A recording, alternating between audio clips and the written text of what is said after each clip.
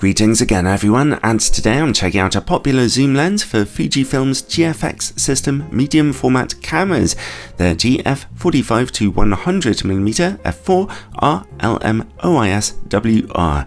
It's the full frame equivalent of 35-79mm with the equivalent depth of field of about f3.2, so it offers a bit more creative possibility than Fujifilm's wider angle standard zoom lenses here.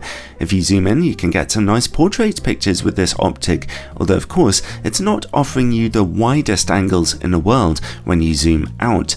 If it can actually resolve 102 megapixels of detail, then it could be a really key, handy lens for the system. When bought by itself, the lens is priced at $2,300 and in the UK about £2,050, which is certainly expensive, but as you can see, it's offering a lot of lens for your money here, and it's image stabilized too. I'd like to thank Fujifilm UK for loaning me this lens for a few weeks for testing, although as usual this is a totally independent review.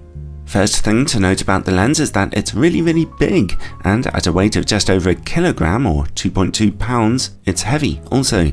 Its construction is a mixture of metal and plastic to keep the weight down, and it's well weather sealed with a nice gasket around the huge rear Fuji GF mount. Then comes a side control for the image stabilization. Here's some footage at 100mm with it turned off and now turned on, where you can see it making a fantastic difference to the steadiness of your image. Then comes an aperture ring, which has nice positive clicks every third of an f-stop and can also be locked in or out of automatic mode, a useful feature. The largest control on the lens's body is the rubberized zoom ring, which turned lovely and smoothly on this copy of the lens and a bit heavily without falling under its own weight. Then comes the rubberized manual focus ring, which again turns lovely and smoothly. The focus response to turning that ring is a little jerky, like on other Fuji system cameras. In terms of focus breathing, the lens zooms out a little as you focus more closely to your subject. The lens's autofocus motor runs very quickly, quietly and accurately. No issues here at all. The lens has an 82mm filter thread size and comes with a decent sized but plastic hood. Overall, the build quality is absolutely fine here, and the extensive weather sealing is a nice bonus. Just bear in mind that this thing is seriously big though. More importantly though, image quality, and I'm not taking any prisoners here. I'm testing it out today on a 102 megapixel camera, the Fujifilm GFX100S Mark II. These are images taken with Fujifilm's in-camera corrections. At 45mm straight from f4, image quality in the middle is excellent, with great contrast and resolution to be seen here. Corner image quality is a bit soft though. Stop down to f5.6 for a nice improvement in those corners though, and at f8 they're very sharp now. Here's f11. At f16 or darker, we begin to see softness emerging from diffraction. Well, let's zoom in then. At 100mm, we're still seeing great sharpness and contrast in the middle, although you can stop down to f5.6 for an extra little edge in sharpness there.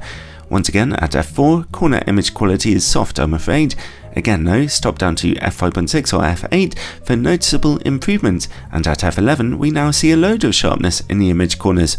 Overall, I do wish the lens was a bit sharper in its image corners at wider apertures, considering the money you're paying for it here, but admittedly, stopping down yields some amazing results from corner to corner, and at least the lens is always nice and sharp in the middle of its images with good contrast.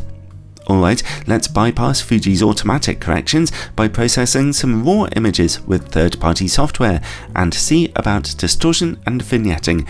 At 45mm, there's some surprisingly strong barrel distortion on display here and very strong vignetting at f4. Stop down to f5.6 or f8 though, and those corners quickly brighten up. If you zoom into 100mm, then that distortion straightens out, although the vignetting at f4 is still pretty strong. Stop down to f5.6 or f8 to see that go away. So if you're shooting RAW, you definitely want to make sure all that is being corrected. When you're zoomed into your subject, this lens's minimum focus distance is about 65 centimeters, nothing special, but I've seen worse.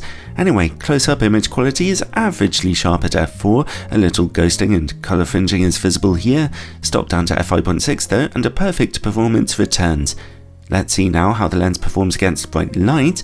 It's a fairly good showing here. Flaring and glaring are quite low and only get very slightly worse as you zoom in.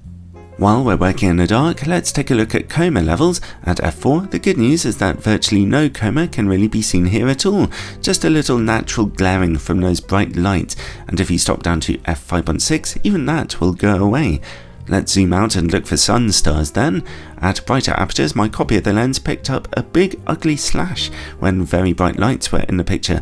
A fault with this copy of the lens perhaps? I've never seen that before. Stop down to f11 and that begins to transform itself into a tiny bit of a sun star.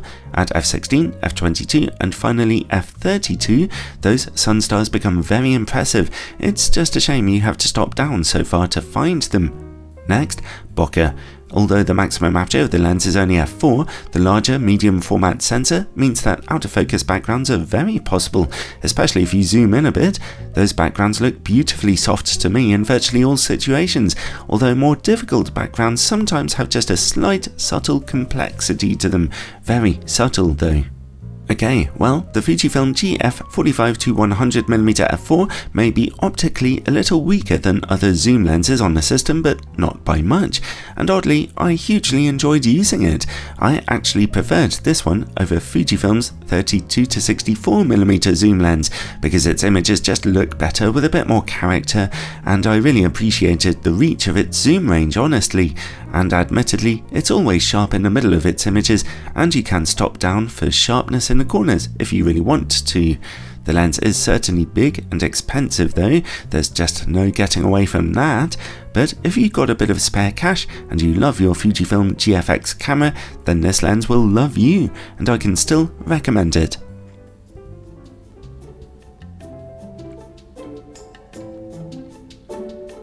That was fun. Medium format photography is not for everyone. It's certainly a challenge, but having a zoom lens in your kit makes it all a little easier, while still rewarding. Anyway, a special thanks to all my Patreon supporters who make such a big difference to keeping this YouTube channel going. Check out my Patreon page in the description below, where supporters get all kinds of exclusive bonus content. Ciao for now, everyone.